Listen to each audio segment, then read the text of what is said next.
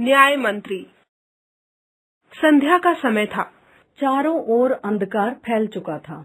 ऐसे में किसी ने बाहर से घर का दरवाजा खटखटाया। कौन है? शिशुपाल ने दरवाजा खोलते हुए पूछा। एक परदेशी। बाहर से आवाज आई। क्या मुझे रात काटने के लिए स्थान मिल जाएगा? जैसे ही शिशुपाल ने दरवाजा खोला, उनके सामने एक नवयुवक खड़ा था। उन्होंने मुस्कुराकर कहा, यह मेरा सौभाग्य है। अतिथि के चरणों से यह घर पवित्र हो जाएगा। आइए, पधारिए। अतिथि को लेकर शिशुपाल अंदर गए। शिशुपाल के पुत्र ने अतिथि का आदर सत्कार किया। यह देख परदेशी मुग्ध हो गया।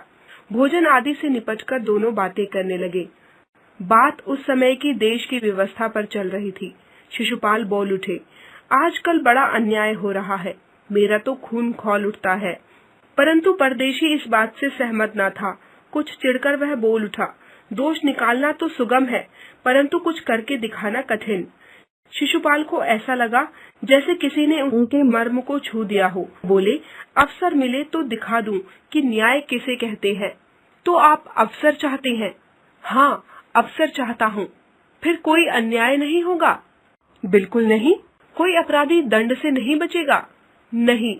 परदेशी ने मुस्कुराकर कहा, यह बहुत कठिन काम है। मेरे लिए कुछ भी कठिन नहीं। मैं न्याय का डंका बजाकर दिखा दूंगा। शिशुपाल की बातें सुन परदेशी के चेहरे पर मुस्कान खेलने लगी। बहुत देर तक दोनों बातें करते रहे, फिर सो गए।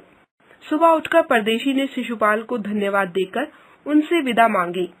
कई दिन व्यतीत हो गए। शिशुपाल इस घटना को लगभग भूल से गए। अचानक एक दिन शिशुपाल के घर का पता पूछते हुए कुछ सिपाही आए और उन्हें दरबार में चलने के लिए कहा। शिशुपाल सहम गए। उनकी समझ में नहीं आया कि सम्राट ने उन्हें क्यों बुला भेजा है। उन्होंने तो ऐसा कुछ नहीं किया। फिर सोचने लगे, कहीं उस परदेशी ने तो सम्राट से कुछ झूठी सच्ची शिकायत नहीं कर दी। इसी असमंजस में पड़े वे सिपाहियों के साथ चल पड़े। दरबार में पहुंचकर शिशुपाल का दिल धड़कने लगा तथा माथे पर पसीना चमकने लगा। क्या बात हो सकती है? शिशुपाल को कुछ भी समझ नहीं आ रहा था। तभी सम्राट अशोक दरबार में पधारे। उन्होंने मुस्कुराकर शिशुपाल को देखा। शिशुपाल जी, आपने मुझे पहचान ही लिया होगा।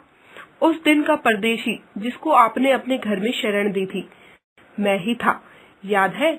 आपने कहा था कि यदि मुझे अवसर दिया जाए तो मैं न्याय का डंका बजा दूंगा। तो मैं आपको अवसर देना चाहता हूँ। आप तैयार हैं? शिशुपाल उस घड़ी को कोसने लगे।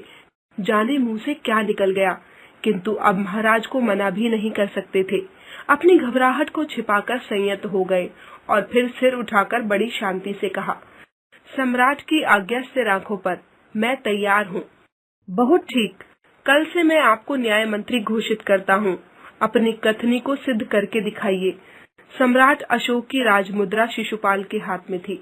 उन्होंने झुककर राजा का अभिवादन किया और जो आज्ञा कहकर राजमुद्रा माथे से लगा ली। शिशुपाल अब महाराज अशोक के न्याय मंत्री थे। उन्हें अपने कथन की लाज रखनी थी। सब कुछ भूलकर वे राज्य की समुचित व्यवस्था में जुट गए। उनकी मेहनत और लगन रंग लाई। उनके सुप्रबंध से राज्य में पूरी तरह शांति रहने लगी। चारों ओर धूम मच गई। किसी को किसी प्रकार का भय नहीं था। लोग दरवाजों में ताले लगाना भूल चले थे। न्याय मंत्री के सुप्रबंध और न्याय की चारों ओर चर्चा थी। ऐसा न्याय मंत्री तो पहले कभी नहीं आया। लोग उनकी वाहवाही करने लगे। दिन बीतते गए। प्रजा अत्यंत ही प्रसन्न व संतुष्ट थी। अचानक एक रात विस्फोट हुआ। किसी ने रात में एक पहरेदार की हत्या कर दी। चारों ओर दुख और विस्मय की लहर दौड़ गई। इतनी सुचारू व्यवस्था में ऐसी घटना कैसे घटी? किसने इतनी हिम्मत दिखाई? शिशुपाल स्वयं बहुत अचंभित थे। उनकी रातों की नींद उड़ गई। खाना पीना छोड़ वे दिन रात अपराधी का पता लगाने में जुट गए। हत्यारे का कोई सुराग नहीं मिल रहा था, किंतु शिशुपाल ने हिम्मत नहीं हारी। बहुत अधिक भागदौड़ करने के पश्चात जब शिशुपाल के सामने अपराधी का नाम आया तो उनके पांव तले जमीन खिसक गई। उस पहरेदार की हत्या स्वयं सम्राट अशोक ने की थी।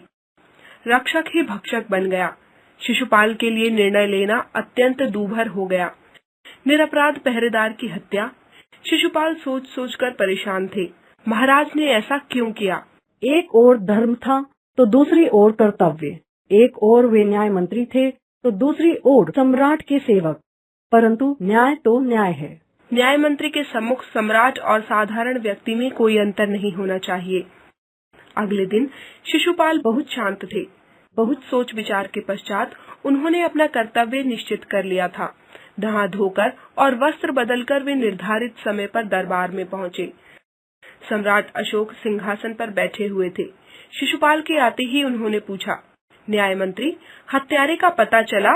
न्याय मंत्री गर्दन झुकाए चुप खड़े रहे। सम्राट अशोक के चेहरे पर क्रूर मुस्कान छलकने लगी। बस हो गए चुप?